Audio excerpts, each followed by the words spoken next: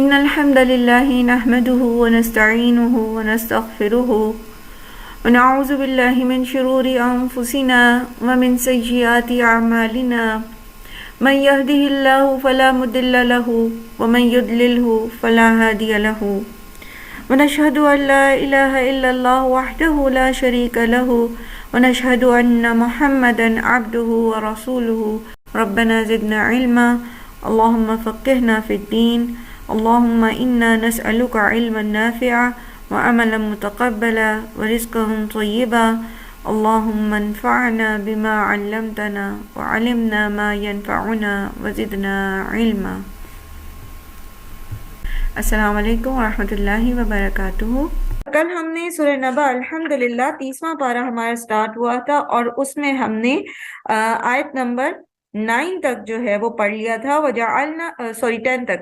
وَجَعَلْنَا نَوْمَكُمْ سُبَاتًا وَجَعَلْنَا اللَّيْلَ لِبَاسًا. تو سبحان اللہ کل ہم نے میڈیکلی بھی دیکھا تھا کہ کس طرح ہماری نیند جو ہے وہ ہمارے لیے سکون کا باعث بنتی ہے، ہمارے لیے اس میں بہتری ہے، لیکن اس نیند کو اللہ کے احکامات کے مطابق ہم نے اس کو شیڈیول کرنا ہے.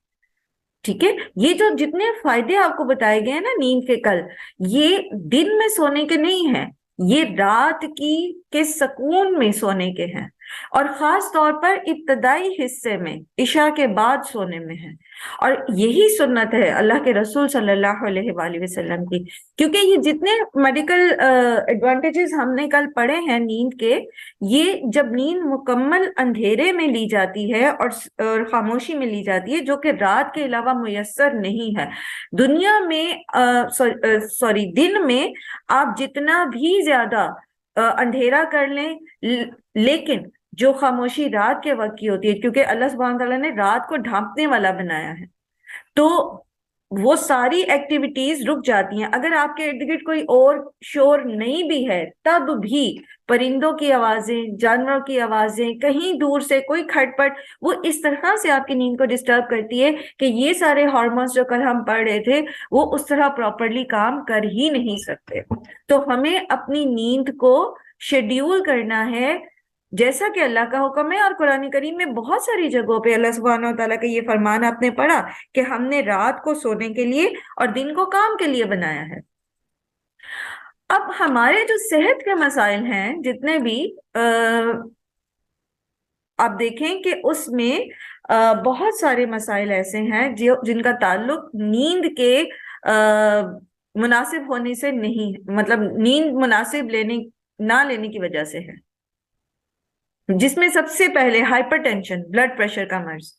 اور آپ دیکھیں کہ کل ہم نے پڑھا تھا نا کہ ایک ہارمون جو ہے وہ ریلیز ہوتا ہے جو ہماری باڈی کے جو ہے وہ اس حصے کو کنٹرول کرتا ہے، جو سٹریس ہارمون ہوتے ہیں، مطلب کارٹیسول جو ہے اس کی جو سیکریشن ہے وہ سلو ہو جاتی ہے. تو بلڈ پریشر، جب انسان بلڈ پریشر کے مرض کا شکار ہوتا ہے تو اس کے ساتھ پھر ہارٹ ڈیزیز آ جاتی ہیں. اسی طرح سے آپ دیکھیے ایموشن جو ہم نے پڑھا تھا کہ سمپیتھیٹک جو نروس سسٹم ہے اس کو یہ ریلیکس کرتی ہے نیند. تو اگر ہم نیند اول رات کی پرسکون نیند نہیں لیتے تو پھر کیا ہوتا ہے، موسٹلی ہم جذباتی کیفیات کا شکار رہتے ہیں، اور جذباتی کیفیات جو ہیں انسان کی، وہ انسان کی صحت پر اثر ڈالتی ہیں. یوزلی آپ دیکھیں کہ جو لوگ بہت سٹریس میں رہتے ہیں ان کا انسولین کا لیول جو ہے باڈی میں وہ ڈسٹرب ہو جاتا ہے، اور وہ پھر ڈائبٹیز کی طرف جو ہے ان کا مرض چلا جاتا ہے. پھر اسی طرح ڈپریشن کا مرض ہے. آج اگر کسی کو فزیکلی بیماری نہیں ہے کوئی، تو ہر دوسرے سے چوتھی عورت کو ڈپریشن کا مرض ضرور لاحق ہو گیا. کچھ کو تو واقعی مرض ہے اور کچھ نے اس کو بنا لیا. تو بہرحال اللہ سبحانہ و تعالیٰ نے ہمیں پیدا کیا ہے، یہ جسم جو ہے، یہ جو مشینری ہے ہماری، اس کا خالق جو ہے وہ ہمیں بتا رہا ہے کہ آپ کو کس طرح اس مشین کو سے پراپر کام لینا ہے. کس طرح یہ مشین صحیح کام کر سکتی ہے. اگر ہم اس کو اپنے طریقوں سے چلائیں گے تو اس کو خراب کر بیٹھیں گے، اور یہی ظلم ہم نے اپنے ساتھ کیا. پھر یہ کہ رات کے سونے میں اور دن میں کام کرنے میں، جیسے آگے اللہ سبحانہ تعالیٰ فرما رہے ہیں وَجَعَلْنَا النَّهَارَ مَعَاشًا، اور بنایا ہم نے دن کو معاش کا وقت. ایک چھوٹی سی مثال، آپ میں سے جو لوگ ہمارے ساتھ ترقی یافتہ ممالک سے تعلق رکھتے ہیں ماشاءاللہ، جو امریکہ اور انگلینڈ اور ایسی جگہوں سے تعلق رکھتے ہیں، تو آپ سب کے علم میں یہ چیز ہوگی کہ وہاں پر ٹائم سیونگ کی جاتی ہے. سردیوں میں جو کلاک ہے اس کو 1 گھنٹہ پیچھے کر دیتے ہیں، یعنی سورج کے چڑھنے کے ساتھ جو ہے وہ اپنی سن لائٹ کو یوز کرتے ہیں، اور جو ان کے انرجی کے ریسورسز ہیں جو وہ خود بناتے ہیں بجلی جیسے، تو اس کو وہ اس کا استعمال کم کرتے ہیں. یہ طریقہ اللہ سبحانہ و تعالیٰ نے آپ کو سکھایا کہ سورج چڑھنے کے ساتھ آپ اپنے دن کی ایکٹیویٹیز شروع کریں، معاش کے کام شروع کریں، اور سورج ڈوبنے کے ساتھ آپ اس کو ختم کر دیں، اور پھر آپ اپنا آرام کریں اور پھر صبح کے لیے تازہ دم ہو جائیں. جبکہ ہم نے یہ ظلم کیا. ابھی ہمارے ساتھ یہاں پر شاید کراچی سے بھی کوئی ہو، کل یہاں پر ہمارے پاس کیمپس میں ایک بچی تھی جو اوریجنلی کراچی سے ہیں، تو وہ بتا رہی تھی کہ ٹائم کا، کیونکہ ہم بات کر رہے تھے، تو وہ بتا رہی تھی کہ رات کو ہی مارکیٹس کھلتی ہیں زیادہ، اور دن میں جو ہے دیر سے مارکیٹس کھلتی ہیں. اور اب یہ خیر کراچی کی تو بات نہیں رہی، لاہور میں بھی یہی سلسلہ ہے. 12-1 بجے سے پہلے آپ مارکیٹ چل جائیں، اکثر دکانیں کھلی بھی نہیں ہوتی. وہ کہتے ہیں جی کسٹمر نہیں آتے. اب ہمارے جیسا ملک جہاں پر انرجی کو سیو کرنے کی ضرورت ہے، وہاں ہم راتوں کو جب 10-10 20-20 بلب جو ہے وہ ایک دکان پر چلائیں گے تو پھر ہم بیوقوف ہوئے نا.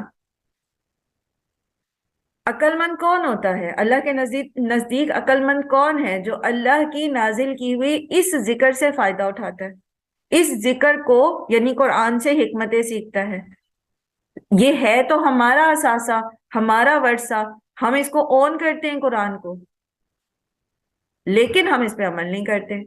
کتنی دفعہ قرآن کریم میں یہ آیات آئی ہیں، اس وقت میں ریفرنس نہیں دے رہی، لیکن بارہا آپ نے یہ پڑھا کہ دن کام کے لیے ہے، رات آرام کے لیے، دن کام کے لیے ہے، رات آرام کے لیے. لیکن ہم نے اس کو سب الٹ پلٹ کر دیا، اور پھر ہم روتے ہیں کہ ہماری معاشی ترقی رک گئی ہے. جب اول وقت ہے دن کا، جب سورج طلوع ہوتا ہے، اول وقت جس کو چاشت کا وقت کہا جاتا ہے، فجر کے بعد جو ابتدائی گھنٹے ہوتے ہیں، اشراق اور چاشت کا جو وقت ہوتا ہے، اس کے لیے اللہ کے رسول صلی اللہ علیہ وآلہ وسلم نے ہمارے لیے یعنی اپنی امت کے لیے اس وقت میں برکت کی دعا کی ہے. لیکن برکت کا وقت ہم سو کے گزار دیتے ہیں. ہم اتنی دیر رات کو جاگتے ہیں کہ فجر کے لیے نہیں اٹھ پاتے، یا اٹھتے بھی ہیں تو نیند میں بس ٹکرے مار کے تو پھر سو جاتے ہیں. تو پھر کہاں سے وہ خیر اور وہ برکتیں اور وہ ترقیاں ہوں گی؟ دیکھیں، ہم نے پڑھا تھا نا ابھی پیچھے ہی ایک پارے میں، ریفرنس ہم نے یہ لیا تھا کہ تورات، قرآن کریم میں اللہ سبحانہ تعالیٰ فرماتے ہیں کہ اگر یہ تورات اور انجیل کو نافذ کرتے تو آسمان سے بھی ان پر رزق اترتا اور زمین بھی ان کے لیے رزق اگلتی.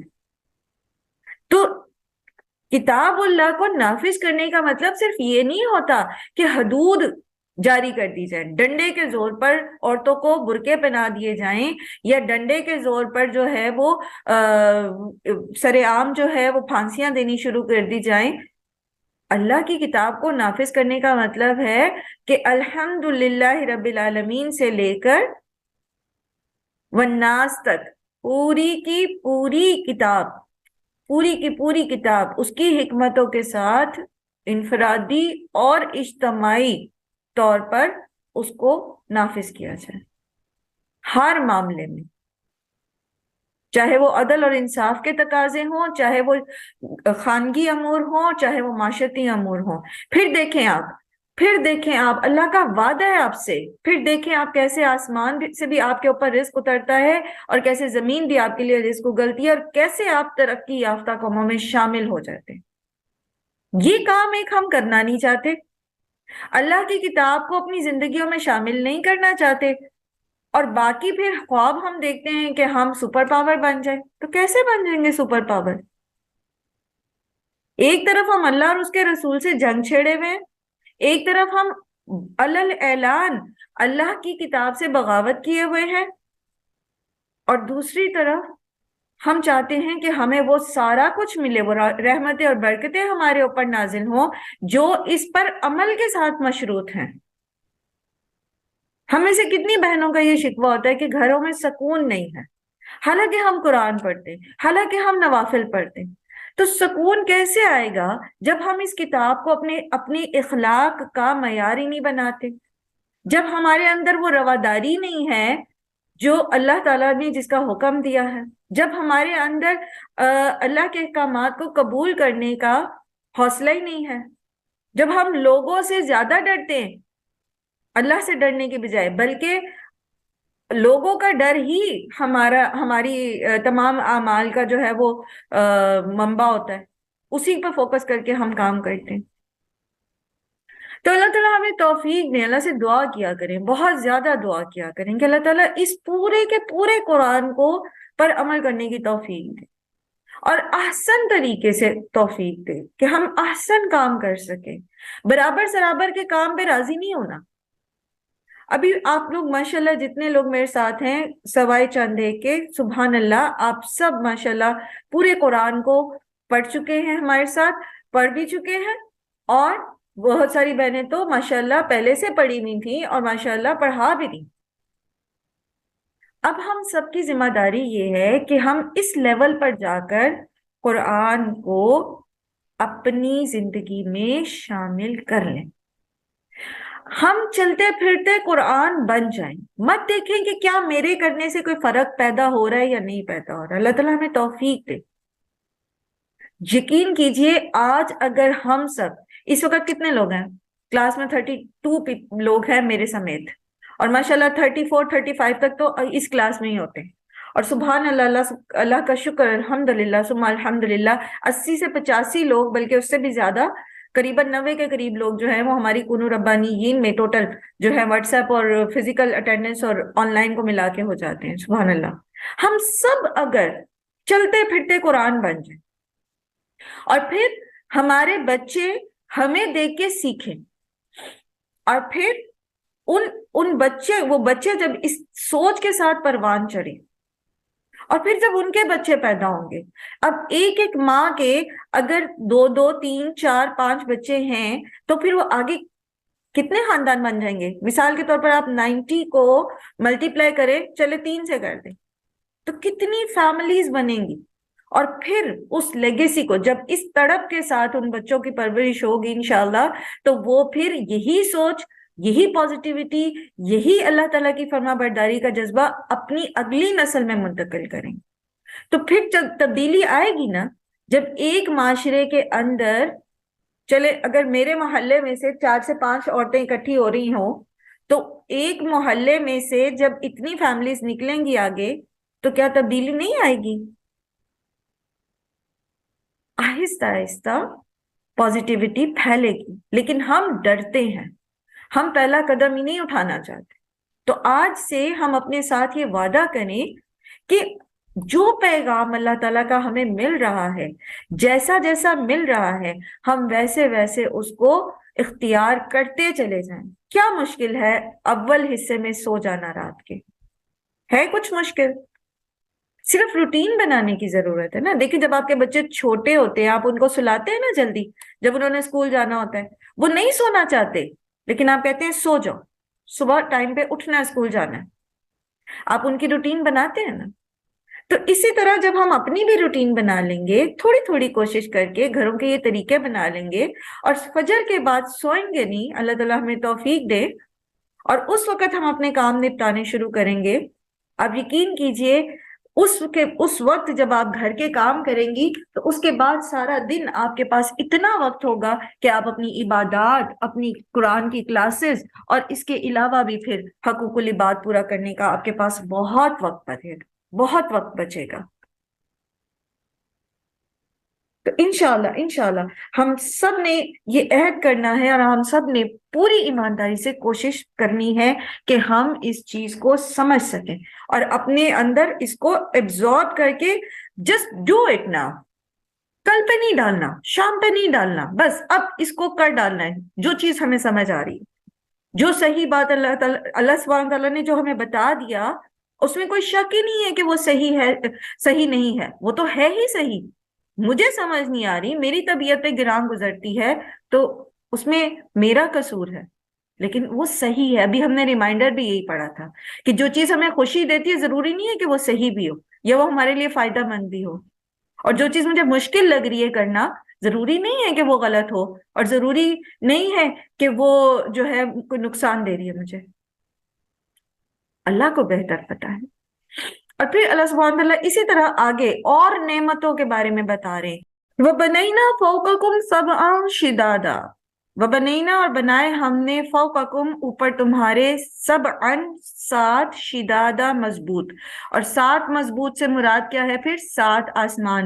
اور سبحان اللہ، سات آسمان تک تو ہماری شعور اور ہماری امیجنیشن جو ہیں وہ پہنچ ہی نہیں پا رہے ابھی تک، ہماری سائنٹیفک ریسرچ بھی نہیں، لیکن جہاں تک سبحان اللہ اللہ سبحانہ و تعالیٰ ان سب کو ہدایت کی روشنی بھی عطا کریں، جن نان مسلم لوگوں نے ریسرچ کر کر کے ہمیں بتایا ہے کہ دیکھ لو تمہارے رب کی کائنات کیسی ہے، اللہ سبحانہ تعالیٰ ان کو ہدایت نصیب کریں، اللہ تعالیٰ ان کو ایمان نصیب کریں، اللہ تعالیٰ ہمیں بھی توفیق دیں کہ یہ جو سرمایہ ہمارا تھا علم کا، ہم اس کو اختیار کرنے والے بنے اور اس کی حفاظت اور اس کو پروان چڑھانے والے بنے۔ تو ہم نے دیکھی بارہا سورہ ملک میں ہم نے اس کی جو ہے وہ ویڈیوز بھی دیکھی تھی کہ کس طرح یہ جو یونیورس ہے اس کے اندر اللہ سبحانہ وتعالیٰ نے کیا کچھ تخلیق کیا ہے۔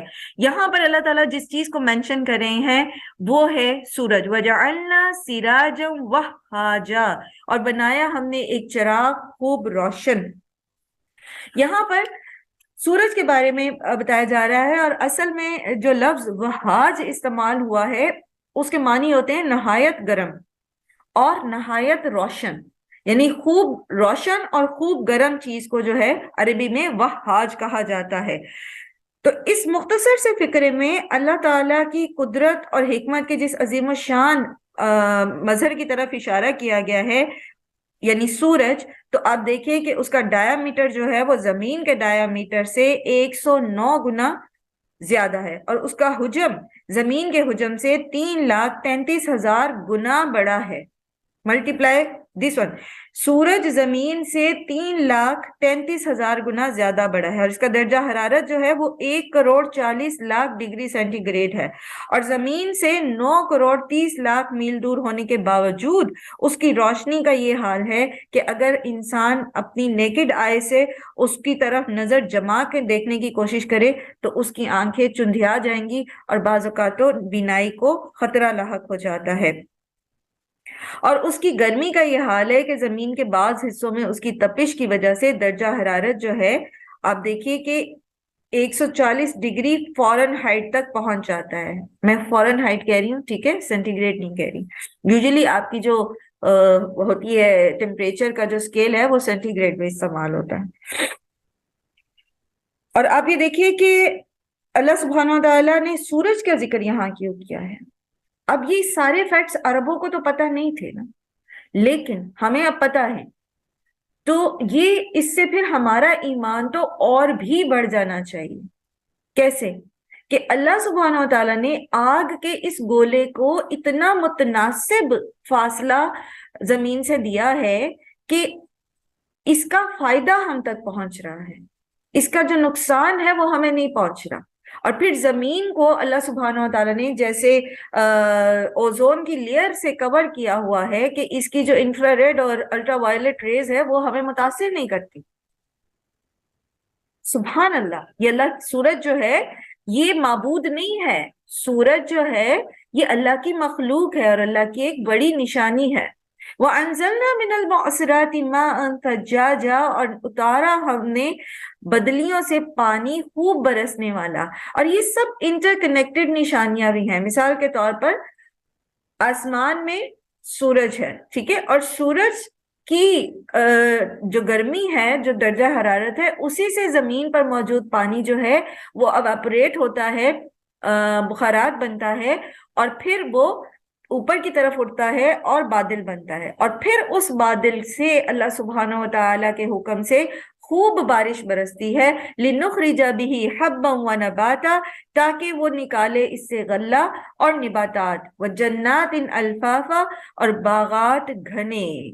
تو یہ وہ چیز ہے جو نشانیاں اللہ کی تخلیق کی، جو اللہ سبحانہ و تعالیٰ کی مخلوق ہے، جو اللہ سبحانہ و تعالیٰ کا تعارف ہمیں کراتی ہے۔ اور پھر ان نشانیوں پہ جب انسان غور کرتا ہے تو وہ اس نتیجے پر پہنچتا ہے کہ جس طرح اللہ سبحانہ و تعالیٰ بارش برسا کر مردہ زمین کو زندہ کرتے ہیں اور اس میں سے ایسے ایسے اجناس اگا دیتے ہیں جو ہمارے لیے فائدہ مند ہے، اور وہ سسٹم کے لیے پورا اللہ تعالیٰ نے ایک سسٹم بنا رکھا ہے۔ سورج آسمان ہے، سورج ہے، زمین پہ پانی ہے، پھر واٹر سائیکل ہے، اور اس واٹر سائیکل کے ساتھ پھر یہ ساری غذا جو ہے یہ ہمیں میسر ہے۔ تو یہ جس طرح مردہ زمین سے اللہ تعالیٰ پودے اگا دیتے، اسی طرح اللہ تعالیٰ ہمیں بھی دوبارہ زندہ کر دیں گے، اور اس کے لیے اللہ سبحانہ و تعالیٰ کے پاس ایک پورا پراپر سسٹم ہے۔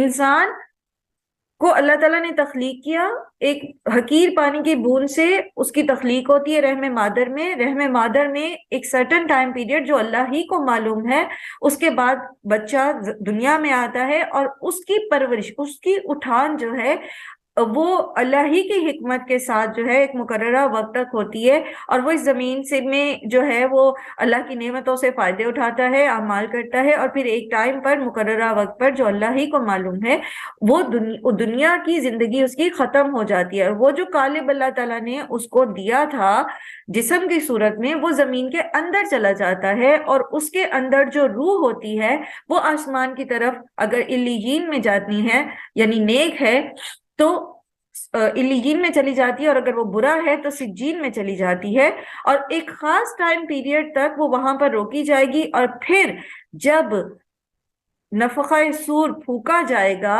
تو وہ اسی طرح سے دوبارہ اس کو ایک قالب دے دیا جائے گا، اور وہ قالب کیسا ہوگا؟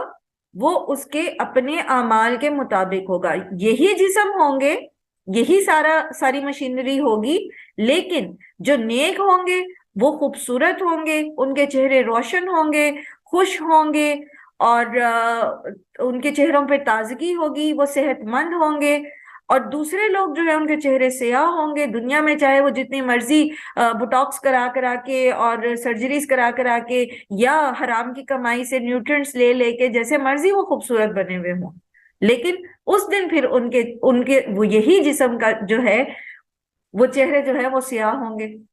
اور پھر جب فائنلی ڈیسائیڈ ہو جائے گا، یہ فیصلہ ہو جائے گا کہ کون جنت میں جائے گا اور کون جہنم میں جائے گا، تو پھر جو جہنمی ہیں ان کے جسموں کو اللہ تعالیٰ اور بڑا کر دیں گے، جیسے کہ ہم نے احادیث میں پڑھا پیچھے۔ تو یہ پورا ایک سسٹم ہے، یہ ایسے ہی رینڈملی نہیں کہہ دیا گیا کہ تم مر جاؤ گے اور تمہیں اٹھا دیا جائے گا۔ جس طرح تم دیکھتے ہو کہ زمین کی بالیدگی کا منظر، ابھی آپ سردیوں کے بعد آپ میں سے جس کے گھر میں یا ارد گرد کہیں پر بھی یا باغ میں آپ دیکھیں گے کہ پودے جو تھے وہ بالکل خشک ہو گئے تھے۔ ابھی اگر میں آپ کو تصویر دکھاؤں تو میری گھر کے باہر ایک چھوٹی سی کیاری کے اندر نا آڑو کا درخت لگا ہوا تھا، تو وہ ساری سردی میں اس کے اوپر ایک پتا بھی نہیں تھا، اور اتنا وہ بے رونق اور اتنا اس کو دیکھ کے نا دل میں ایسے آتا تھا خیال کہ یار کیا جھاڑ سا ہے یہ، لیکن سبحان اللہ اب اس کے اوپر چھوٹی چھوٹی سی کونپلیں نکلنی شروع ہو گئی ہیں اور چھوٹے چھوٹے سے پھول لگ گئے ہیں، اور وہ اسی طرح سے دیکھتے دیکھتے وہ سبحان اللہ وہ ہرا بھرا ہو جائے۔ کون ہے جو ایسی مردہ ٹہنیوں کو، ایسی شکستہ ٹہنیوں کو کہ سردیوں میں اگر میں اس کو ذرا سا یوں موڑوں اس کی شاخ کو چھوٹی والی تو ٹک کر کے ٹوٹ جائے، لیکن اللہ اس کو زندہ کر دے۔ اب وہ ایسے میں اس کو کروں گی تو وہ ٹوٹے گی نہیں۔ تو اللہ کی نشانیاں ہمارے ارد گرد بکھری ہوئی ہوتی ہیں، لیکن ہم غور ہی نہیں کرتے۔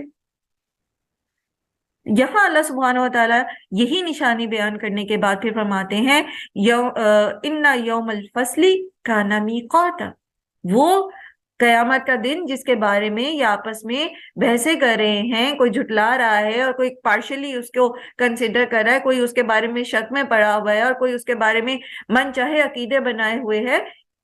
اصل میں وہ فیصلے کا دن ہے، اور وہ ایک مقررہ وقت پر ہو کے رہے گا۔ یوم ینفخ فی الصور فتأتون افواجا، جس دن پھونک دیا جائے گا سور میں اور تم سب آ جاؤ گے فوج در فوج۔ اور اس کیفیت کو بھی ہم بارہا پہلے جو ہے وہ پڑھ چکے ہیں کہ کس طرح جب سور پھونکا جائے گا تو اول و آخر تمام جن و انس جو ہیں ان کو اس سور کی آواز کے پیچھے پیچھے جو ہے وہ سب جو ہے چلتے چلے جائیں گے اپنے رب کی طرف، حشر کے میدان کی طرف۔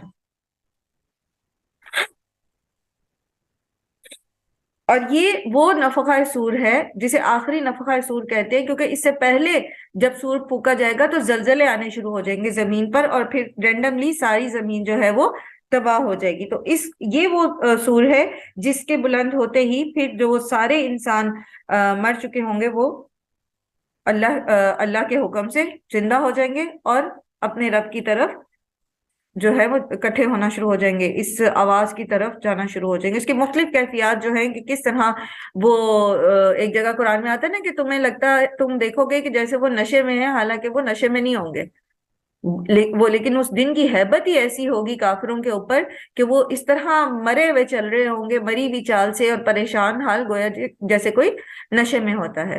وَفُتِحَتِ السَّمَاءُ، اچھا اور دوسرا یہاں پہ فوج در فوج کی بات ہو رہی ہے۔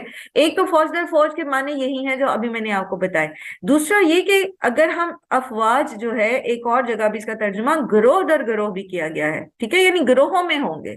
تو گروہوں میں کس طرح ہوں گے؟ جب سب اکٹھے ہوں گے تو جو نیک لوگ ہوں گے وہ جو ہے داہنے ہاتھ والے ہو جائیں گے، پیچھے ہم پڑھ کے آئے ہیں سورہ واقعہ میں، اور جو برے لوگ ہوں گے وہ بائیں ہاتھ پہ جمع ہو جائیں گے۔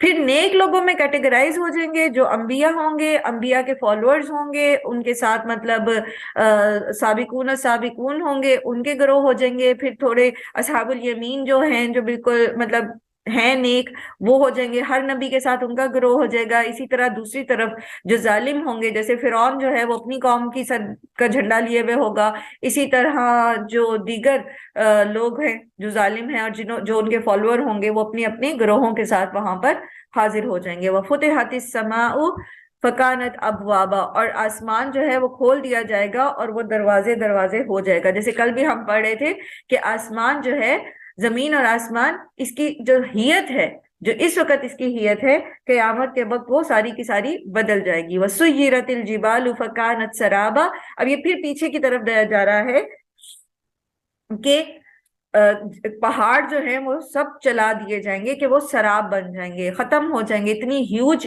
اللہ سبحانہ و تعالیٰ کی یہ مخلوق ہے، اتنی بڑی مخلوق ہے، لیکن جب پہلا نفخہ سور پھونکا جائے گا تو وہ اتنے زلزلے آئیں گے کہ یہ پہاڑ چورا چورا ہو جائیں گے اور بالکل سراب بن جائیں گے، ایسے جیسے ایک چیز یہاں موجود ہے لیکن وہ ہوگی نہیں، اور وہ انسان جو ہے جہاں پہاڑ دیکھتا تھا وہاں کچھ بھی نہیں موجود ہوگا۔ ان جہنم کانت مرصادا، بے شک جہنم گھات لگائے ہوئے ہے۔ جہنم جو ہے نا یہ اللہ کی مخلوق ہے، ٹھیک ہے، اور یہ کیسی ہے؟ مختلف احادیث سے ہمیں پتہ چلتا ہے کہ اس کی جیسے ایک حدیث ہے کہ اس کی 70,000 لگامیں ہیں، اور ہر لگام کو جو ہے وہ 70,000 جو ہے فرشتے پکڑے ہوئے ہیں، اور یہ بالکل اس کیفیت میں ہے جیسے سورہ ملک میں ہم نے پڑھا تھا نا کہ یہ تکاد تمیز من الغیظ، قریب ہے کہ غیظ کے ساتھ، غصے کے ساتھ یہ پھٹ پڑے۔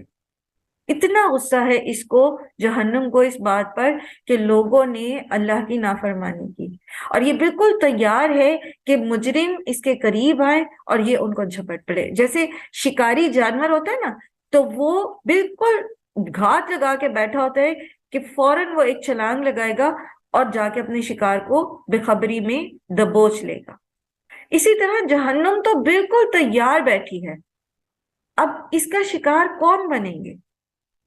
جو لوگ دنیا میں بے خبر رہنا جنہوں نے پسند کیا، جنہیں حق بتایا جا رہا تھا انہوں نے اس کو تسلیم نہیں کرنا چاہا، اور چاہا کہ وہ بس اپنی ہی زندگی میں مست رہے۔ جنہوں نے حق بات سے بے خبر رہنا پسند کیا، جنہوں نے اپنے طریقے کو اللہ کے طریقے پر فوقیت دی، جنہوں نے جہالت کو پسند کیا نور کی بجائے، جنہوں نے باطل کو پسند کیا حق کی بجائے۔ تو جہنم ایسے غافل لوگوں کی گھات میں بیٹھی ہی، اور یہ غافل لوگ جب دنیا میں غفلت برتتے ہیں اللہ کے ذکر سے اور اللہ کی تعلیمات سے اور اللہ کے رسولوں کے طریقے سے اور ان کا انکار کرتے ہیں، تو پھر بیسیکلی یہ کیا کر رہے ہوتے ہیں؟ یہ سرکشی کر رہے ہوتے ہیں۔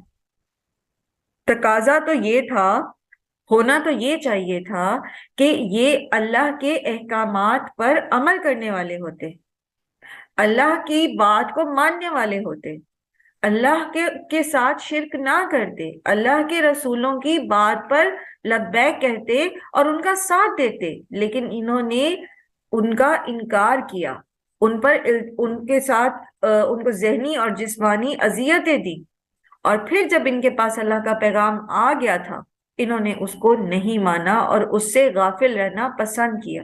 یہ تمام قسم کے لوگ جو ہیں یہ کون ہوتے ہیں؟ یہ طاغین ہوتے ہیں، سرکشی کرنے والے، حدوں کو توڑنے والے۔ تو للطاغین مآبا، جہنم کس کا ٹھکانہ ہے؟ سرکشوں کا۔ لابثین فیہا احقابا، ہمیشہ رہنے والے ہیں اس میں مدتوں تک۔ احقاب یا حقب جو ہے یہ عربی زبان میں استعمال ہوتا ہے 80 سال کے لیے، اور 80 سال جس کا ہر دن جو ہے وہ 1000 سال کا ہوتا ہے۔ 80 سال جس کا ہر دن 1000 سال کا ہوتا ہے، تو آپ ملٹی پلائی کر کے دیکھیں تو یہ ایک ان لمیٹڈ فگر آ جاتی ہے۔ تو ہمیشہ، اس لیے اس کا ترجمہ جو ہے وہ ہمیشہ یا مدتوں کر دیا جاتا ہے، یعنی ایک کاؤنٹ نہیں کر سکتے آپ اس مدت کو جس میں یہ اس میں رہیں گے۔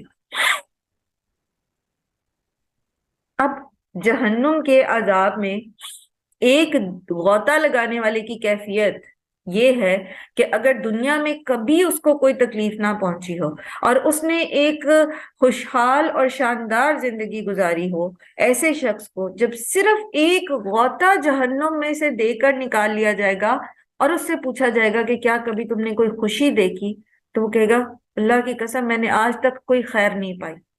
یہ صرف ایک غوطہ دیے جانے والے کا حال ہے۔ تو وہ جو لابثین فیہ احقابا، 1 سال 80 سال میں ہر دن 1000 سال جتنا، اس کا کیا حال ہوگا؟ ہم کس چیز پر مطمئن ہو کے بیٹھے ہیں؟ کیسے ہم سرکشی کر سکتے ہیں؟ اللہ تعالیٰ نے جو حدود مقرر کر دی، ہم ان حدوں کو کیسے توڑ سکتے ہیں؟ اور ہم توڑتے ہیں، وجہ کیا ہے؟ فما اصبرهم علی النار، یہودی جو تھے ان کے لیے سورہ بقرہ میں آتا ہے نا کہ یہ لوگ جنہیں اللہ نے کتاب دی وہ اللہ کی آیات کو بیچ ڈالتے ہیں، جانتے بوجھتے اللہ تعالیٰ کی آیات کے اندر تحریف کرتے ہیں، اس کو بدل ڈالتے ہیں یا اس کو چھپا دیتے ہیں حق کو۔ اور یہ اس کا کانٹیکس نبی صلی اللہ علیہ وآلہ وسلم کی رسالت سے ہے کہ ان کی کتابوں میں نبی صلی اللہ علیہ وسلم کے بارے میں جو ہے وہ بشارتیں موجود تھیں لیکن انہوں نے چھپا دیا۔ اسی کانٹیکس میں اللہ سبحانہ تعالیٰ فرماتے ہیں فما اصبرهم علی النار، جانتے بوجھتے وہ محض اپنی دنیا کے فائدے کے لیے اللہ کے احکامات کو، اللہ کے کلام کو، بات کو چھپا رہے ہیں، بدل رہے ہیں، حدوں کو توڑ رہے ہیں۔ کس بات نے ان کو آگ پر صابر بنا دیا ہے؟ وہ کیا چیز ہے جو یہ آگ کے اوپر صبر کر کے بیٹھ گئے کہ ٹھیک ہے کوئی بات نہیں، لن تمسنا النار الا ایاما معدودات؟ کس بات نے ہمیں سرکشی پر ابھار رکھا ہے؟ کیا وجہ ہے کہ ہم سب کچھ جانتے بوجھتے بھی اس عذاب کے اوپر راضی ہو گئے؟ لا یذوقون فیہا بردا ولا شرابا، نہ وہ چکھیں گے اس میں کوئی ٹھنڈک اور نہ کوئی پینے کی چیز۔ گرمیوں کی آمد ہے، ذرا جون جولائی کے مہینے میں ننگے پاؤں کہ بھی کر کے دیکھیے گا، میں نے یہ تجربہ کیا اور یہ چیزیں مجھے ہلا دیتی ہیں، اس طرح کے تجربات جو ہیں، کیونکہ ہم انسان ہیں نا، ہم چیزوں کو اپنی احساسات کے ساتھ جب تک ریلیٹ نہیں کریں گے نا تو ہمیں سمجھ نہیں آئے گی۔ کبھی ننگے پاؤں ذرا اپنی چھت کے اوپر تھوڑی دیر کھڑے ہو کے دیکھیے، دوپہر کے وقت گرمی میں کیا حال ہوتا ہے. اور پھر پیاس، اور شدید پیاس، کوئی ٹھنڈک نہیں ہے، کوئی پینے کی چیز میسر نہیں ہے. اور جب شدید پیاس لگے گی بھی ان کو اس آگ میں، تو انہیں پینے کو کیا ملے گا؟ الا حمیما، کھولتا ہوا پانی، وغساقا، اور بہتی پیپ. انہی کے زخموں سے، جہنمیوں کے زخموں سے جو پیپ نکلے گی وہ ایک تالاب کی شکل میں اکٹھی ہوتی چلی جائے گی، اور وہی ان کو پینے کے لیے دی جائے گی. ایک دفعہ ایک بہن نے ایک چیز اس آیت کی ڈسکشن میں شیئر کی تھی. کہتی ہیں کہ میں کسی وجہ سے نا اسلام ایریا میں کہیں گئی جہاں پر سائڈوں پر نالیاں بہ رہی ہوتی ہیں، تو کہتی وہاں پر نا گٹر بند تھا، گٹر بند تھا، اور اس کی وجہ سے جو تعفن تھا وہاں، اور وہ جو گندا پانی تھا، تو مجھے وہاں پر اپنے آپ کو بچا کے چلنا بھی جو ہے وہ انتہائی تکلیف دہ تھا. کہتی اس وقت مجھے یہ آیات یاد آئی، اس وقت مجھے یہ آیات یاد آئی کہ ابھی تو یہ صرف میرا راستہ ہے، میں نے یہاں سے گزر ہی جانا ہے، لیکن یہ چند منٹ کی یا چند لمحوں کی تکلیف میرے لیے کتنی پریشان کن ہے. تو وہ جو رہیں گی وہاں پر، اور وہ جن کے کھانے اور پینے کے لیے یہ چیزیں ہوں گی، بدبودار، کچ لہو، اور پھر کھولتا پانی. کبھی ہم ریلیٹ کر کے تو دیکھیں. ہم جب جہنم کی آیات پڑھتے ہیں نا تو وقتی طور پر ہمارے اندر ایک کیفیت پیدا ہوتی ہے، اور جیسے ہی ہم قرآن بند کرتے ہیں اور ہم اپنے گھروں کے کاموں میں مشغول ہوتے ہیں تو ہم سب بھول بھال جاتے ہیں. اسی لیے تو ہماری زندگیوں میں تبدیلی نہیں آتی، وہ چینج نہیں آتی جو قرآن پڑھ کے آ جانی چاہیے. کیوں یہ اس مقام پہ پہنچیں گے؟ جزاء وفاقا، یہ بدلہ ہے پورا پورا. انہم کانوا لا یرجون حسابا، بے شک وہ نہیں تھے اس چیز کی امید رکھتے کہ ان کا حساب لیا جائے گا. حساب کتاب کی تو انہوں نے امید ہی نہیں تھی. جو دل میں آتا تھا وہ کرتے تھے، جیسے چاہتے تھے اللہ کی نعمتوں کو ضائع کرتے تھے، جیسے چاہتے تھے اسراف کرتے تھے، جیسے چاہتے تھے بخل کرتے تھے، جیسے چاہتے تھے اپنی رسم و رواج کے ساتھ چمٹے ہوئے تھے، اور اللہ کے احکامات کا مذاق اڑاتے تھے. قولن بھی اور عملن بھی، جو جی چاہتا تھا وہ کرتے تھے، کیونکہ انہیں امید ہی نہیں تھی کہ ان سے پوچھا جائے گا. ایک شخص جس کو یہ امید ہو، جس کو یہ احساس ہو، پیچھے سورہ حاقہ میں بھی ہم نے اس چیز کو ڈسکس کیا، جس کو یہ احساس ہو کہ جو چیز میرے پاس ہے کل اللہ تعالیٰ نے مجھ سے اس کے بارے میں حساب لینا ہے، وہ جاندار تو جاندار بے جان چیزوں میں بھی کہیں زیادتی نہیں کرے گا. وہ پانی کا نل کھول کے ٹوتھ برش نہیں کرے گا، اس کو فوراً ڈر لگے گا کہ اللہ تعالیٰ پوچھیں گے. یہ اتنی بڑی نعمت تھی، تمہیں نہیں پتا تھا کہ کتنے لوگ ہیں جن کو یہ نعمت میسر نہیں تھی پانی، اور تم نے پانی ضائع کیا. وہ کبھی اپنے فرش دھونے کے لیے وہ خاتون جو ہے وہ نل کھلے نہیں چھوڑے، کبھی گاڑیاں دھونے کے لیے اس طرح سے پانی نہیں بہائیں گے. انہیں پتا ہے وہ کر ہی نہیں سکتے. وہ کبھی جاتے جاتے زور سے دروازے کو ٹھا کر کے نہیں ماریں گے. انہیں پتا ہے کہ یہ جو میں نے اس وقت غلطی کی ہے اس کے جو برے اثرات ہوں گے مجھ سے جواب دہی ہونی ہے کہ اس آواز سے کتنے لوگوں کو تکلیف پہنچی ہے، اور یہ جو تم نے غصے کا اظہار کیا یہ کس کے سامنے کیا ہے اور اس کو کتنی تکلیف پہنچی. اللہ کے حساب سے ڈرنے والے لوگ، جاندار، بے جان، انسان، حیوان، ہر ایک کے لیے نرم ہو جاتے ہیں. لیکن انہیں چونکہ حساب کتاب کی امید ہی نہیں ہوتی، یہ جو طاغین ہوتے ہیں، تو پھر ان کے لیے ایسی جہنم ہے. وَكَذَّبُوا بِآيَاتِنَا كِذَّابًا، اور انہوں نے جھٹلایا ہماری آیات کو خوب جھٹلانا. تو ایک تو جھٹلانا مشرکین مکہ کا تھا نا، جو انہوں نے اپنے کال کے ذریعے جھٹلا دیا، مانے نہیں، کہہ دیا کہ یہ اللہ کی کتاب بھی نہیں ہے اور کوئی قیامت قائم نہیں ہوگی. اور ایک جھٹلانا اس سے زیادہ خطرناک ہے اور اس سے زیادہ سزا کا حقدار بن جاتا ہے، اور وہ یہ کہ ہم یہ کہیں کہ یہ قرآن اللہ کی کتاب ہے اور اس کے بعد پھر ہم اس کو عملاً جھٹلا دیں، ان آیات کو اپنے عمل کے ساتھ جھٹلا دیں. تو ان کے لیے تو وہ جو منہ سے لا الہ الا اللہ نہیں کہہ رہے تھے ان کے لیے تو اتنی سزائیں ہوں، جو اس چیز پہ اعتبار ہی نہیں کر رہے تھے کہ یہ اللہ کی کتاب ہے، اور ہم جو لا الہ الا اللہ کہتے ہیں اور اس کے بعد ڈھٹائی سے اپنے عمل کے ذریعے اللہ کی آیات کو جھٹلاتے ہیں، تو پھر ہمارا انجام کیا ہونا چاہیے؟ اللہ تعالیٰ ہم سب کو جہنم کے عذاب سے اپنی پناہ میں رکھے، ہمارے والدین، ہماری آل اولاد، ہمارے بہن بھائیوں، تمام مومنین مومنات کو اللہ سبحانہ و تعالیٰ اپنے رحمت کے سائے تلے رکھے، اور جو مسلمان نہیں ہیں اور وہ اتنے اچھے اچھے کام بھی کر رہے ہیں، اللہ تعالیٰ ان کو ہدایت دے، ایمان کی روشنی عطا فرمائے۔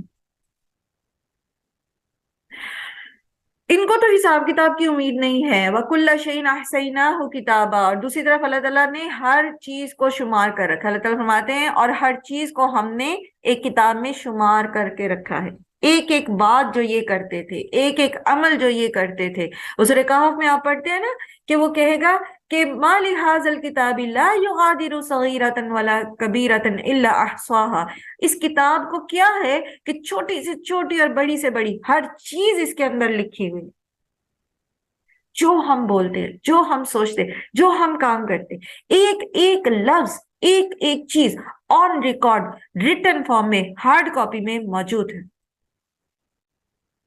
کہاں جائیں گے؟ کس کس چیز کا انکار کریں گے؟ کس کس کے بارے میں عذر بہانے پیش کریں گے جب ہمارا منہ بند کر کے ہمارے ہاتھوں سے گواہی لے لی جائے گی، ہماری جلدوں سے گواہی لے لی جائے گی؟ ہے کوئی جگہ کہ ہم اتنی ہلکی لیں ان آیات کو، اتنا ہلکا لے لیں جہنم کے عذاب کو، اور بے خبر ہو جائیں اپنے اعمال سے؟ جھوٹ، غیبت، چغلی، دوسروں کا حق مارنا، گھر کے لیول پر، چلے ہم نہیں کسی عہدے پہ بیٹھے ہوئے، گھریلو لیول پر عدل نہ کرنا، انصاف نہ کرنا، دوسرے کو اس کا حق نہ دینا، سچ کا ساتھ نہ دینا، پھر جو ڈیوٹیز اللہ نے ہمیں دی ہیں ان کو نہ نبھانا، امانت میں خیانت کرنا، کتنا عام ہو گیا ہے۔ کیا یہ قرآن کی آیات میں نہیں ہے؟ یہ ابھی جو ہم کنو ربانیین کے میں آیات سیکھ رہے ہیں، تو کیا یہ قرآن کی آیات میں سے نہیں ہے کہ اپنی امانتوں کو پورا کرو، اپنے وعدوں کو پورا کرو؟ جب آپ ایک نکاح کا معاہدہ کرتے ہیں دو خاندان مل کے، تو وہ ایک معاہدہ ہوتا ہے نا، اور اس معاہدے کی شکیں کیا ہیں؟ ضروری نہیں کہ وہ لکھی ہوئی ہوں، وہ لکھی ہوئی نہیں ہو سکتی ہوں گی، لیکن ان کا بغیر لکھے، جیسے میں نے پہلے بھی آپ سے عرض کیا تھا نا کہ کچھ معاہدوں میں معاہدے لکھے ہوئے نہیں ہوتے، لیکن جب آپ اس میں داخل ہو جاتے تو خود بخود اس کے پابند ہو جاتے۔ تو دو خاندان کے اس بات کے پابند نہیں ہے کہ وہ ایک دوسرے کے حقوق کی حفاظت کریں، اور جو اللہ تعالیٰ نے حدود مقرر کی ہیں اس کے اندر رہیں اور ان کو نہ توڑیں۔ ایک چھوٹی سی مثال سے میں آپ کو بتا رہی، کہ یہ قرآن کے احکامات نہیں ہیں؟ کیا یہ اللہ کی آیات نہیں ہے؟ کیا یہ اللہ کی آیات نہیں ہے کہ طلاق جو ہے وہ اگر ایک طلاق دی ہے تو عورت کو اسی گھر میں رکھا جائے گا، وہ اپنی عدت اسی گھر میں پوری کرے گی، اور پھر کیسی جگہ پہ سورۃ طلاق میں آپ نے پڑھا نا کہ وہی آسائشیں اس کو دی جائیں گی جو مرد کے پاس ہیں۔ کیا ہم اس کا انکار نہیں کرتے؟ کیا ہم آدھی رات کو چوٹی سے پکڑ کے نکال نہیں دیتے باہر؟ بچے رکھ نہیں لیتے اپنے پاس؟ حالانکہ صاف قرآن کریم کی آیات ہے کہ نہ ماں کو اس کے بچے کی نسبت سے اذیت دی جائے، نہ باپ کو اس کے بچے کی نسبت سے اذیت دی جائے۔ سورہ بقرہ میں رضاعت کے معاملے میں یہ بات ہو رہی ہے، لیکن یہ جنرلی رول یہی اپلائی ہوتا ہے۔ کیا یہ قرآن کی آیات نہیں ہے؟ کیا ہم اس کو جھٹلاتے نہیں ہیں؟ کیا حیا کا حکم اللہ تعالیٰ نے نہیں دیا؟ اور اللہ تعالیٰ نہیں کہہ رہے کہ فحش کے قریب بھی نہ جاؤ؟ کیا لباس کے قوانین اللہ نے نہیں بتائے؟ کیا ہم ان حدوں کو توڑ نہیں رہے؟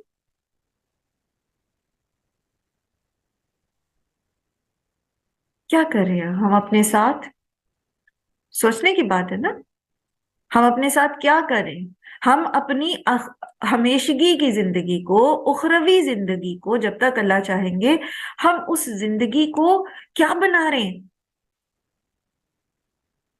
جنت کا محل بنا رہے ہیں یا جہنم کا گھڑا بنا رہے ہیں؟ ہم اپنی قبر کو کیا بنا رہے ہیں؟ ہم ابھی اپنی قبر کو جنت کا باغ بنا رہے ہیں یا جہنم کا کوئی گھڑا بنا رہے ہیں؟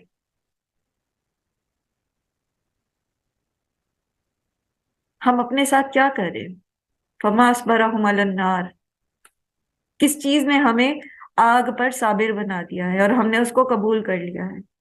یہ آسان تو نہیں ہے۔ ہمیں سے ہر ایک، چونکہ ہم خواتین ہیں، تو کبھی نہ کبھی کسی نہ کسی کے ساتھ یہ لازمن ہوا ہوتا ہے کہ ہاتھ جل جاتا ہے یا گرم چیز گر جاتی ہے اوپر، یا کوئی اور کسی طریقے سے جل جاتا ہے۔ کچن میں کام کرتے ہوئے یہ عام سی بات ہے۔ وہ چھوٹی سی جو جلن ہوتی ہے، توے کے گرم توے کے لگ جانے سے یا دیگچی کے گرم لگ جانے سے، وہ اس کا نشان اور اس کی جلن کتنے دن تک چلتی ہے؟ اور ہم اس طرح جہنم کی آگ پر جو ہے وہ صبر کر کے بیٹھے ہوئے ہیں کہ ہمارے پاس جو زیور ہے ہم اس پہ زکوٰۃ دینے کو راضی نہیں اور ہیلے بہانے ڈھونڈتے ہیں۔ اور اللہ کے رسول صلی اللہ علیہ وسلم نے بتا دیا، خود قرآن میں بھی اس چیز کا ذکر ہے کہ اسی کو تپا تپا کے پھر پہلو بھی اور چہروں کے اوپر جو ہے وہ داغا جائے گا۔ کیا ہمیں قرآن کی ان آیات پر یقین نہیں ہے؟ کیا ہمیں ہمارا قرآن پہ ایمان نہیں ہے کہ یہ اللہ کے الفاظ ہیں؟ یا تو کہہ دیں کہ نہیں ہے، کہہ دیں، پھر ہم منافقت سے باہر آ جائیں نا، انکار کر دیں کہ نہیں ہے یہ اللہ کا کلام، نہیں ہے یہ قرآن جو ہے وہ جیسے کفار کہتے۔ لیکن ہم مانیں گے بھی اور عمل بھی نہیں کرنا، اور اس کے اوپر پھر ہماری خوش فہمیوں کا یہ حال ہے کہ ہم سمجھتے ہیں کہ بس ہم تو پکے جنت، یہ جنت پہ تو ہمارا ہی حق ہے۔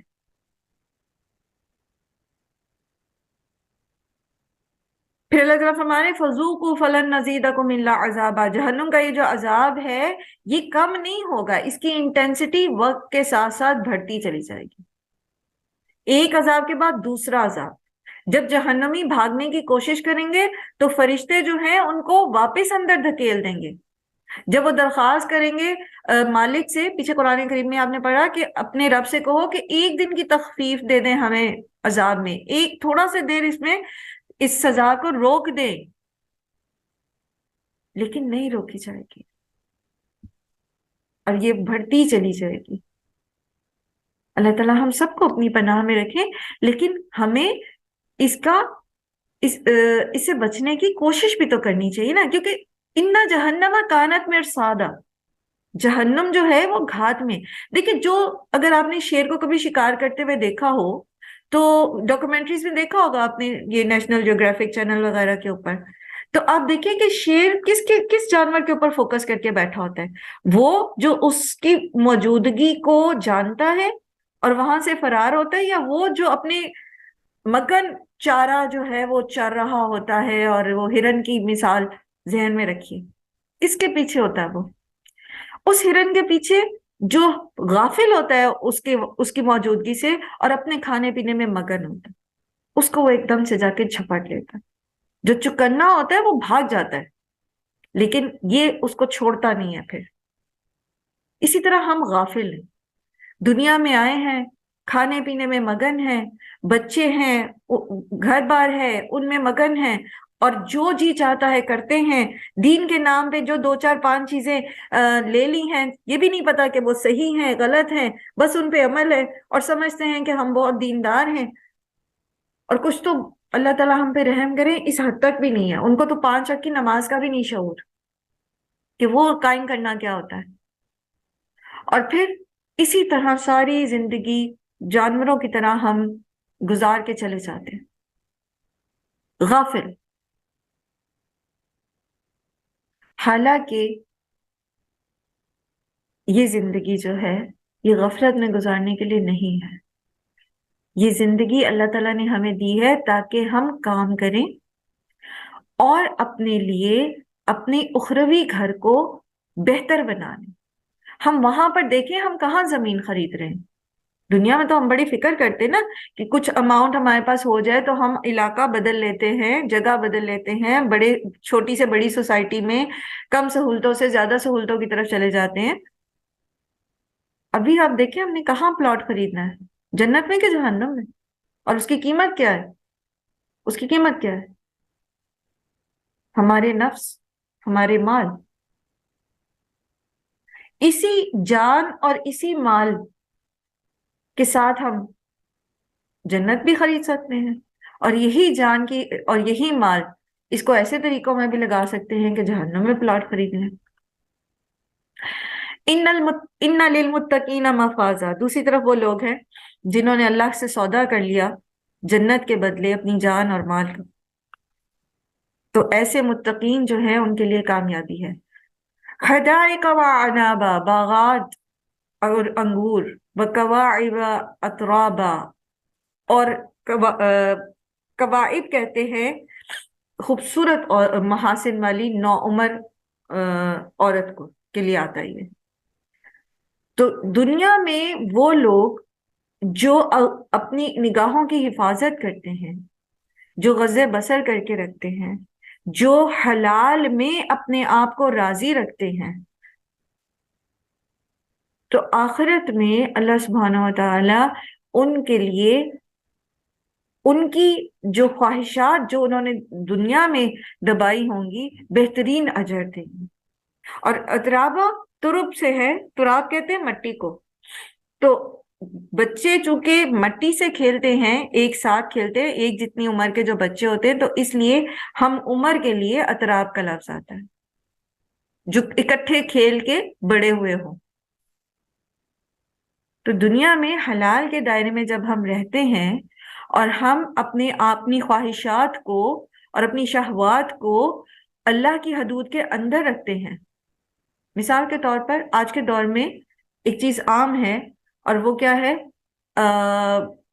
دوستیاں، جو کہ قطعی جو ہے وہ صنف مخالف کے ساتھ جو دوستیاں ہیں چھپی ہوئی، سورہ نساء میں ہم نے اس کو تفصیلاً پڑھا کہ کس طرح یہ حرام ہے، غلط ہے، لیکن آج کل فیشن بن گیا ہے گرل فرینڈ اور بوائے فرینڈز بنانے کا۔ تو جو آج کے دور میں بھی، جبکہ یہ بہت زیادہ معیوب بھی نہیں اب بات سمجھی جاتی معاشروں میں، اللہ تعالیٰ ہم پر رحم کریں، ہم نے تو اپنی اخلاقیات کے اصول ہی بدل ڈالے ہیں، اللہ تعالیٰ ہم پہ رحم کرے، اللہ سبحانہ تعالیٰ ہمیں معاف فرمائے اور ہمیں صحیح کو صحیح اور غلط کو غلط کہنے کی توفیق عطا فرمائے۔ تو جو اپنے آپ کو روک کے رکھتا ہے اس چیز سے، ظاہر ہے شہوت ہر ایک کے اندر ہے، عورت میں بھی ہے، مرد میں بھی ہے، جو نو عمر نئے مطلب لڑکے لڑکیاں ہوتے ہیں سب میں، لیکن وہ اپنے آپ کو روک کے رکھتا ہے، تو آخرت میں اس کے لیے پھر بہت خوبصورت اجر ہے۔ ہر طرح کی فحاشی سے، فحش چیزوں سے اپنی آنکھوں اور اپنے کانوں کی حفاظت کرتے، اپنی شرمگاہ کی حفاظت کرتے، تو ان کے لیے بہترین اجر ہے۔ وَكَوَاعِبَ أَتْرَابًا وَكَأْسًا دِهَاقًا، اور جام چھلکتے ہوئے۔ آج وہ اپنے آپ کو حرام سے روکتے ہیں تو وہاں پر بہترین شکل میں اجر ملے گا۔ لا يسمعون فيها لغوا ولا كذابا، اور نہ وہ سنیں گے اس میں کوئی لغو بات اور نہ ہی کوئی جھوٹ۔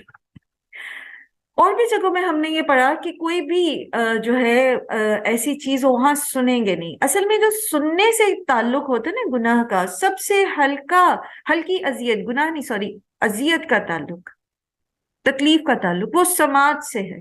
مطلب آپ بیٹھے ہیں، کوئی زور کی ایک آواز آ جاتی ہے، جیسے وہ کچھ چوک وغیرہ رگڑنے کی آواز ہوتی ہے، تو وہ آپ کو ایک جھرجھری سی آتی ہے، وہ سب سے کم تکلیف ہوتی ہے۔ تو جنتی جو ہیں، کسی بڑی بیماری یا کوئی اور تکلیف تو دور کی بات، اتنی معمولی سی اذیت بھی نہیں جو سننے سے ریلیٹڈ ہوگی وہ بھی نہیں ہوگی ان کو۔ اور جنت میں جائے گا کون؟ جو دنیا میں بھی لغو سے اور جھوٹ سے بچتا ہوگا، وہی جنت میں جائے گا نا۔ تو پھر وہاں پر اس کے لیے تکلیف دہ چیز کیا ہو سکتی ہے؟ سننے سے ریلیٹڈ جھوٹ اور لغو، جس سے وہ دنیا میں بھی بچتا رہا۔ تو اس لیے اللہ سبحانہ تعالیٰ یہاں مینشن کرتے کہ وہاں وہ کسی قسم کے لغو اور جھوٹ نہیں سنیں گے۔ دنیا میں لوگ ان چیزوں سے ان کو اذیت دیتے تھے، یا اس طرح کا ایٹماسفیئر جب ہوتا تھا تو ان کو تکلیف ہوتی تھی۔ جنت میں یہ وہ تکلیف بھی ان کو نہیں ہوگی۔ جب آپ موسیقی نہیں سنتے نا، تو آپ کسی ایسی شادی پہ چلے جاتے ہیں جہاں پر پیچھے میوزک چل رہا ہوتا ہے، تو اس وقت آپ کی طبیعت جتنی پریشان ہوتی ہے اور جتنی آپ کو اذیت ہو رہی ہوتی ہے، آپ کا بس نہیں چلتا کہ کیسے اس کو بند کرا دیں یا خود وہاں سے نکل جائیں۔ یہ وہ تکلیف کو تھوڑا سا امیجن کر لیں آپ۔ اسی طرح جب آپ کو جھوٹ سے نفرت ہوتی ہے، غیبت سے نفرت ہوتی ہے، تو جو کوئی آپ کے پاس بیٹھ کے اگر کوئی ایسی باتیں کرتا ہو تو پھر آپ فوراً اس کو یا تو روک دیتے ہیں، موضوع بدل دیتے ہیں، اس کو نصیحت کرتے ہیں، یا پھر آپ وہاں سے اٹھ کے چلے جاتے ہیں کہ آپ وہ تکلیف برداشت نہیں کر سکتے۔ آپ خود نہیں جھوٹ بول رہے، لیکن جھوٹ کو سننا بھی آپ کو تکلیف دے گا۔ اس لیے جو لوگ جنت میں جائیں گے وہ دنیا میں بھی اس کریکٹر کے ہوں گے، اور وہاں بھی وہ ایسی کوئی چیز نہیں سنیں گے۔ جزاء من ربک عطاء حسابا، اور یہ بدلہ ہے ان کے رب کی طرف سے، عطیہ کفایت کرنے والا، یعنی جو ان کے اعمال تھے ان سے کہیں زیادہ ان کو جو ہے اللہ عطا فرمائیں گے۔ عطا کرنا، عطیہ دینا تحفہ دینا ہوتا ہے، ٹھیک ہے؟ تو وہ ضروری نہیں ہوتا کہ وہ اتنا ہی ہو جتنا کہ کسی نے بدلہ دیا۔ اس کے اندر تو جو ہے آپ بہت کچھ دے سکتے ہیں۔ تو جنت جو ہے بیسیکلی وہ ہمارے اعمال کا بدلہ نہیں ہے، وہ اللہ کی رحمت ہے، وہ اللہ کی عطا ہے۔ صرف مطلب وہ اتنی خوبصورت جگہ ہے، اتنی خوبصورت اور ایسی جگہ ہے کہ ہم اس کو حاصل کرنے کے لیے اعمال اس لیول کے کر ہی نہیں سکتے۔ حتیٰ کہ اللہ کے رسول صلی اللہ علیہ وسلم نے جب یہ بات بتائی تو صحابہ نے پوچھا کیا آپ کے اعمال بھی؟ تو انہوں نے فرمایا ہاں میرے اعمال۔ سبحان اللہ! اور نبی صلی اللہ علیہ وآلہ وسلم جیسے اعمال کس کے ہو سکتے ہیں؟ جتنی تندہی ان میں تھی، جتنا زیادہ خوبصورت سبحان اللہ ان کی عبادات تھی، ان کے صدقات تھے، ان کی دین کے لیے کوششیں اور قربانیاں تھیں، ویسے کس کے ہو سکتے ہیں؟ کسی کے بھی نہیں۔ تو یہ جو جنت ہے یہ اللہ کی طرف سے ہمارے لیے ایک رحمت ہے، اللہ کی سراسر اور اللہ کی عطا ہے، جو کافی ہو جائے گا ہمارے لیے۔ یعنی جو لوگ دنیا میں دین کی خاطر کام کریں گے، اللہ کی فرما برداری میں زندگی گزاریں گے، تو جو بھی ان کی محرومی رہ گئی ہوگی یا جو بھی ان کی کوئی نامکمل کہانی رہ گئی ہوگی، کچھ بھی اللہ سبحانہ تعالیٰ اس کو وہاں پر مکمل کر دیں گے اپنی رحمت کے ساتھ، اپنی نعمتیں ان پر تمام کر دیں گے۔ اور رب کون ہے؟ رب السماوات والارض وما بینہما الرحمن لا یملکون منہ خطابا، جو رب ہے آسمانوں اور زمین کا اور جو کچھ اس کے درمیان میں ہے، جو الرحمن ہے، لا یملکون منہ خطابا، نہ مالک ہوں گے وہ اس سے بات کرنے کے، یعنی کسی کے اندر اتنی جرت نہیں ہوگی کہ وہ اللہ کے سامنے کوئی بات کر سکے۔ یعنی جب تک اللہ سبحانہ و تعالی جو ہیں وہ اجازت نہیں دیں گے، تب تک اللہ کے اس روب اور اس جو اللہ سبحانہ و تعالی کی خشیت ہوگی، وہاں پر کوئی بھی اللہ کے سامنے بول نہیں سکے گا۔ جیسے قرآن کریم میں ایک اور جگہ بھی آتا ہے نا کہ یوم یأتی لا تکلم نفس الا بإذنہ، اس دن کوئی بھی نفس اللہ کی اجازت کے بغیر اس سے بات نہیں کر سکے گا۔ یوم یقوم، جس دن کھڑے ہوں گے، اور روح سے مراد کون ہے؟ روح الامین یعنی جبرائیل علیہ السلام، والملائکۃ، اور فرشتے، صفن، صف در صف، لا يتکلمون الا من اذن له الرحمن وقال صوابا، نہ وہ کلام کر سکیں گے مگر وہ جو اجازت دے اس کو رحمان، اور وہ کہیں بات درست۔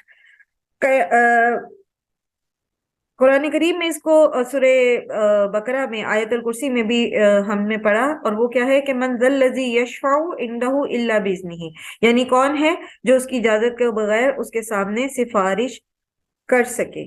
اور جب تک اللہ سبحانہ و تعالی اجازت نہیں دیں گے، کوئی بھی اللہ کے سامنے کسی کی بھی سفارش نہیں کر سکے گا۔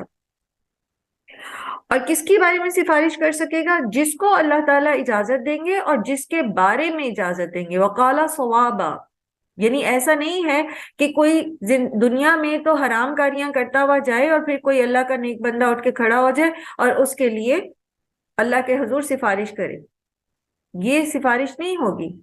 بلکہ درست بات قبول کی جائے گی، جو صحیح بات ہوگی وہ سفارش قبول ہوگی، اور جس کے بارے میں اللہ تعالیٰ کہیں گے، اجازت دیں گے، اس کے بارے میں ہوگی۔ ذالک الیوم الحق، یہ ہے دن برحق۔ فمن شاء اتخذ الی ربہ مآبا، اس دن کی ڈسکرپشن بتا دی آپ کو۔ اس سے پہلے اس کے بعد کیا ہوگا یہ بتا دیا، جنت کیا ہے وہ بتا دیا، جہنم کیا ہے وہ بتا دیا، اور یہ بھی بتا دیا کہ یہ ہو کے ہی رہے گا۔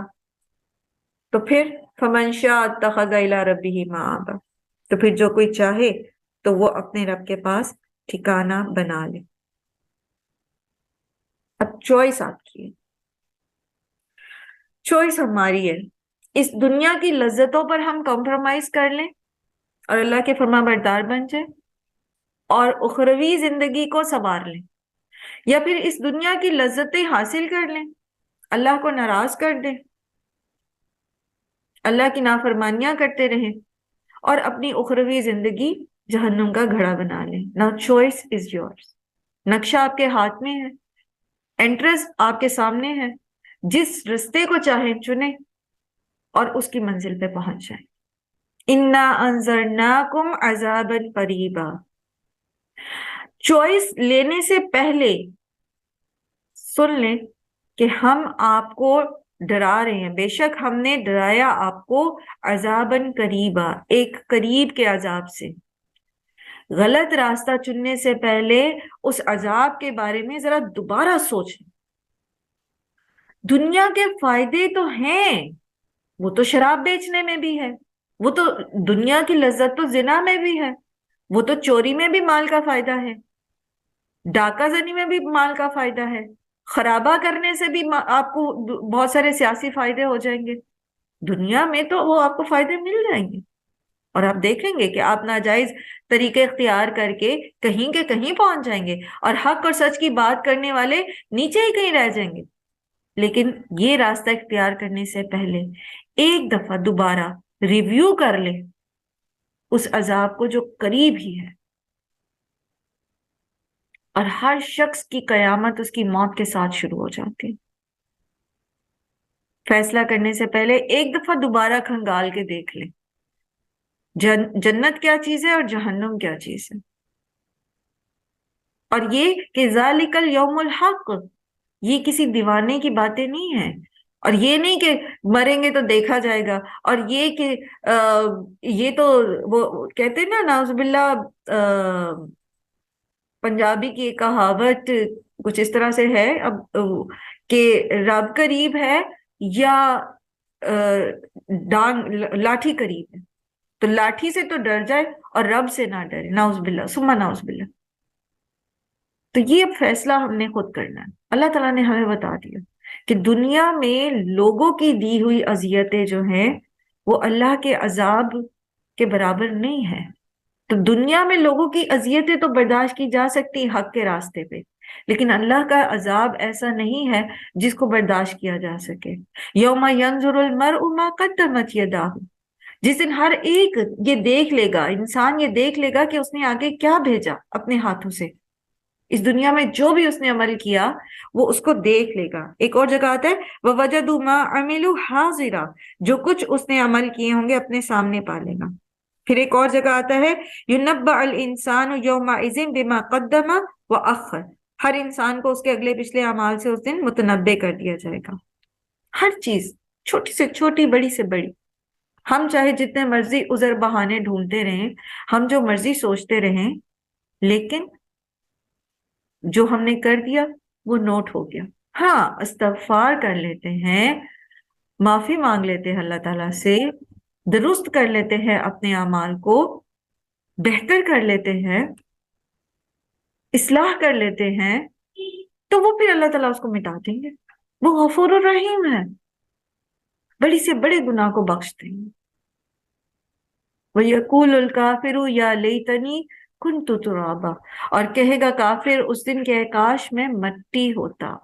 ایک اور بھی جگہ آتا ہے نا کہ وہ کہیں گے کہ ہائے یہ کس نے ہمیں جو ہے ہماری قبروں سے اٹھا دیا، ہماری آرام کی جگہ سے اٹھا دیا، حالانکہ ان کی قبریں بھی کوئی آرام دہ جگہ نہیں ہوں گی، وہ بھی جہنم ہی کی کسی گھاٹی میں سے گھاٹی ہوں گی، لیکن ایز کمپیئر ٹو جہنم، حشر کا میدان، انہیں وہ آرام دہ جگہ لگے گی۔